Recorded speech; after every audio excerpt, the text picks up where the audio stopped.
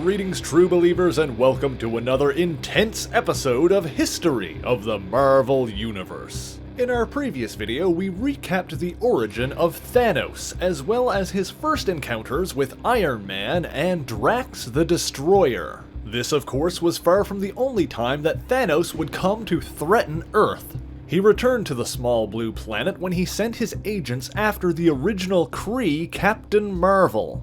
This was during the time when Captain Mar-Vell was trapped in the negative zone, but could be released by exchanging places with a human named Rick Jones. I mentioned this briefly in the video about Captain Mar-Vell's origin, but essentially, after leaving the Kree homeworld of Hala following one adventure, Mar-Vell was caught in a wormhole and trapped in the negative zone. Fortunately, Captain Mar-Vell was able to make telepathic contact with Rick Jones, a longtime ally of the Avengers, and led him to a piece of Kree weaponry known as the Negabands. By striking the Negabands together, Jones was able to swap places with Mar-Vell, and vice versa, and so the two began working together. Captain Mar-Vell first encountered Thanos' forces when the Mad Titan sent a pair of Skrulls, one of which was the infamous Super Skrull, to capture and extract information from the Kree-human pair. The two aliens sought to accomplish this by impersonating both friends and enemies to keep Mar-Vell off balance, but Rick, being fairly experienced by this point, saw through their ploy, and in the end Captain Mar-Vell defeated the two Skrulls. However, the two aliens escaped alive, and the scientifically minded Scrag concocted a new plan. After removing the Thing's ability to speak, Scrag tricked Captain Mar-Vell into believing the Earthen hero was in fact the Super Skrull in disguise once more, and the two heroes fought. Although he was victorious, Mar-Vell found himself unable to kill an enemy in cold blood, and so once his voice returned, the Thing explained. Nearby, the Mad Titan killed Scrag for his failure, and shortly after, Captain Mar-Vell and Ben Grimm came face to face with Thanos himself. The Thing charged forward, but despite being one of the mightiest mortals on Earth, Grimm was defeated by a single attack. Then Thanos forcefully activated the Negabands, returning Mar-Vell to the negative zone and drawing forth Rick Jones, for the Kree warrior was never truly his target. Thanos sought to probe Rick Jones's mind for the location of the Cosmic Cube, a supremely powerful device developed by advanced idea mechanics that was previously wielded by the Red Skull. The cube was able to alter reality itself, allowing the holder to possess seemingly any power they desired. In the hands of someone like Thanos, its potential could be limitless. After probing the boy's mind, Thanos imprisoned Rick Jones on Titan, but he was soon rescued by the villain's father, Mentor, and brother, Eros. And so Rick called forth Captain Mar-Vell, and the Kree hero aided the two Eternals of Titan in their battle against the pirate forces occupying their homeworld. Knowing the stakes of the coming battle, Mentor sent Captain Mar-Vell back to Earth to tell the Avengers of Thanos' schemes. However, the Mad Titan enlisted the Controller, a villain that Iron Man had battled previously, to keep the heroes busy while he himself went after the cube. Only Drax the Destroyer stood in Thanos' way, and the two battled within a time-mind sync warp, their very perception of reality wavering around them. In the end, Drax couldn't stand up to the villain alone, and the Cosmic Cube fell into Thanos' grasp. Following this, Thanos returned to Titan to ensnare his family, while Drax joined forces with Captain Mar-Vell and the Avengers to plan their next move. However, Thanos used the power of the cube to teleport those he considered a threat to Titan, where he rendered them immobile alongside his father and brother. Captain Mar-Vell, Iron Man, Drax the Destroyer, and Moondragon were all held captive by the Mad Titan. Even Kronos, Mentor's father, whose spirit was one with the universe itself, was ensnared by the power of the cube. However, Mar-Vell was able to muster enough strength to clank his negabands together, swapping places once more with Rick Jones and disrupting the bioelectric field, keeping him and his allies in place. Quickly swapping with Rick to return to battle, Captain Mar-Vell and the assembled heroes attacked, but proved to be no match for Thanos armed with the power of the Cosmic Cube. Mentor attempted to unbalance their foe by unmooring Titan from its orbit, allowing Mar-Vell to kick the cube from Thanos' grasp. But even without it, the Mad Titan overpowered the Kree warrior and regained his prize, entrapping his enemies once again. Thanos then returned Titan to its proper place and used the cube to ascend to godhood.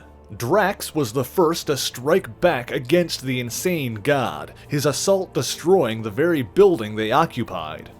The other heroes escaped the blast, but Moondragon was injured by flying debris.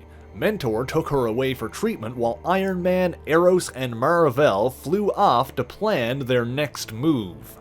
However, as the three passed through Titan's forest, Thanos caused the very trees to come to life and recapture his brother. Reaching the Hall of Science, Captain Mar-Vell revealed to Iron Man that he had grabbed the discarded Cosmic Cube, but despite his attempts to undo what Thanos had done, it seemed the cube's power had been drained.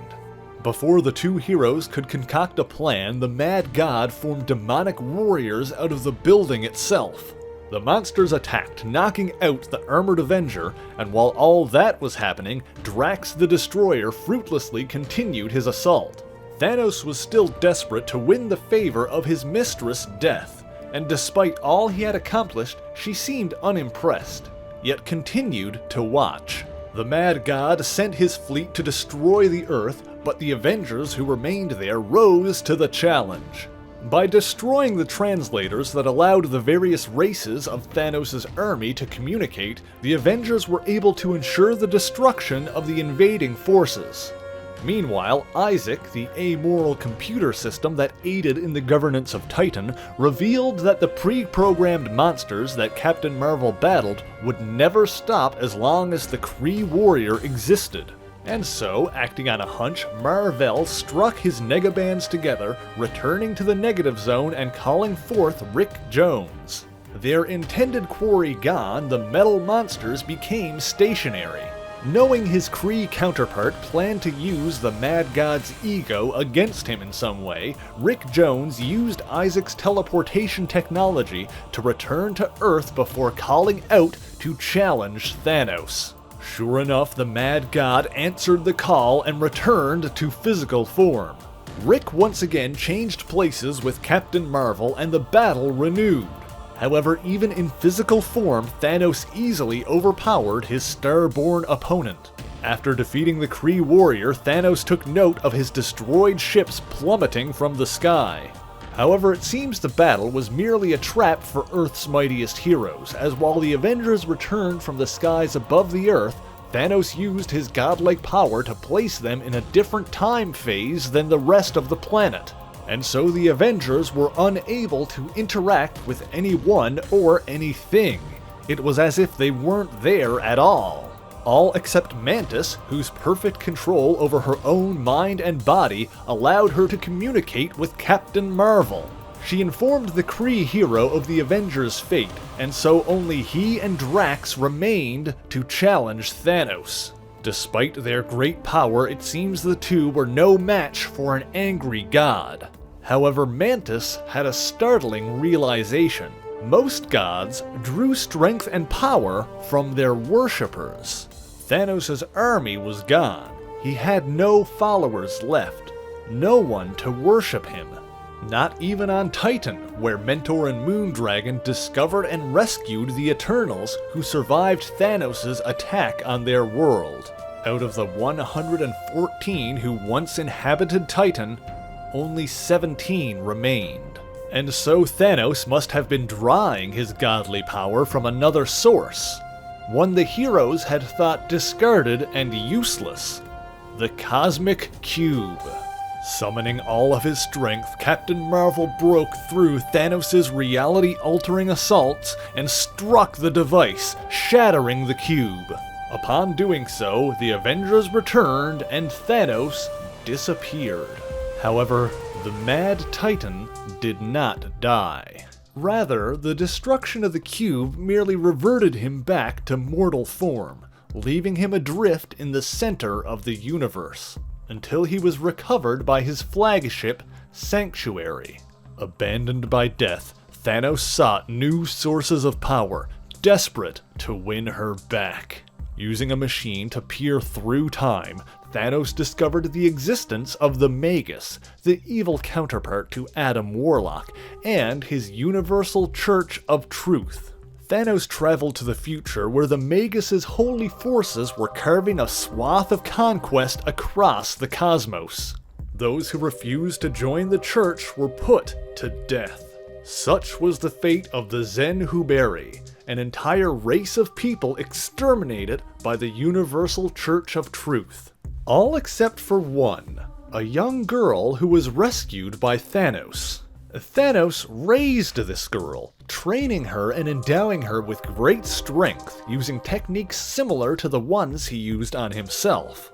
This girl, the last of her kind, grew into the woman known as Gamora, the daughter of Thanos. After spending years in the future, Thanos and his daughter returned to the present. Here, after searching through time, Thanos learned of a source of power unlike any in the known universe. 6 gems which, when united, would make the cosmic cube look like a child's plaything. Individually, they were powerful.